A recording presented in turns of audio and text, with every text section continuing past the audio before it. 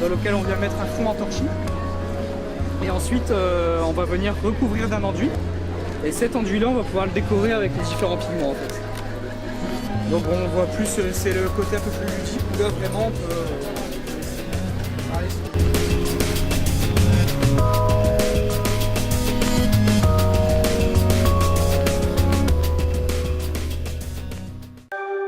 Quelqu'un peut montrer où on va mettre le torchis? Il va être mis sur cette partie ici, d'accord? À l'école aujourd'hui, leçon de choses sur la maison traditionnelle du Boulonnais en torchis. Car à Écueil, 450 habitants, c'est la révolution. La vieille ferme de 1835 prend un sacré coup de jeune. Vu que l'église elle est monument historique, on est obligé de faire entorcher. Voilà. Et rien que du traditionnel. Terre, paille, eau et beaucoup de patience. Ah oui, bien sûr, bien sûr. Après, il y a un enduit de chaux dessus. Et après l'enduit de chaux, à lait de chaux, pour donner la couleur. Il faut un séchage de 3 à 6 mois environ. Ça dépend les températures qu'on aura cet hiver aussi. Ce chantier exceptionnel à Écueil l'est aussi par sa destination, une médiathèque. Des livres, des disques, des brochures, du multimédia, la culture pour tous. Le handicap des communes rurales, c'est qu'on se trouve à une certaine distance des zones urbaines qui généralement disposent de ce type d'équipement, donc d'une médiathèque avec une dimension relativement importante. La volonté, c'était effectivement de faire rentrer la lecture publique dans les zones rurales.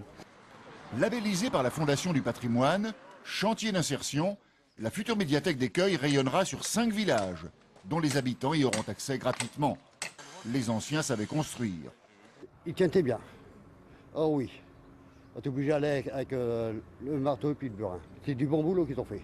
Et grâce aux modernes, la vieille ferme se métamorphose en centre culturel.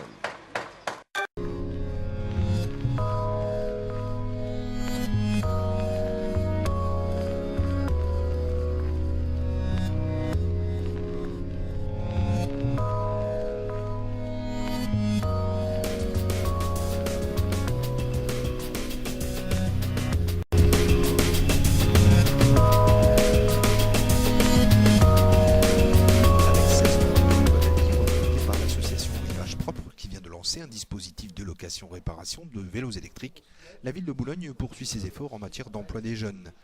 Le bassin compte désormais 260 de ces contrats, une satisfaction pour Muriel Ingré-Serreda, pour qui la formation propre à ses emplois d'avenir est un atout de taille. Là sur le dispositif Cycléco qui est mis en place sur Boulogne-sur-Mer, eh bien, ce sont des BPGEPS qui notamment seront proposés donc, aux jeunes, ce qui leur permettra peut-être ensuite d'embrasser une carrière dans l'animation, dans l'éducation physique et sportive.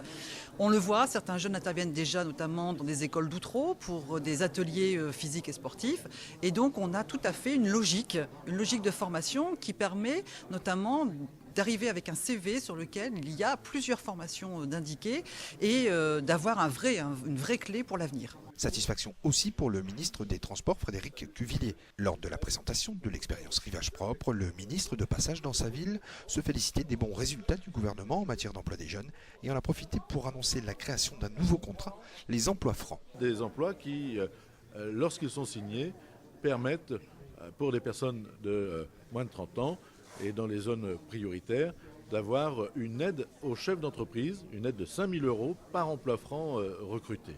Dans les faits, ces emplois francs sont des CDI réservés au secteur marchand, destinés aux jeunes de 16 à 30 ans, avec ou sans qualification, et résidant dans des zones urbaines sensibles.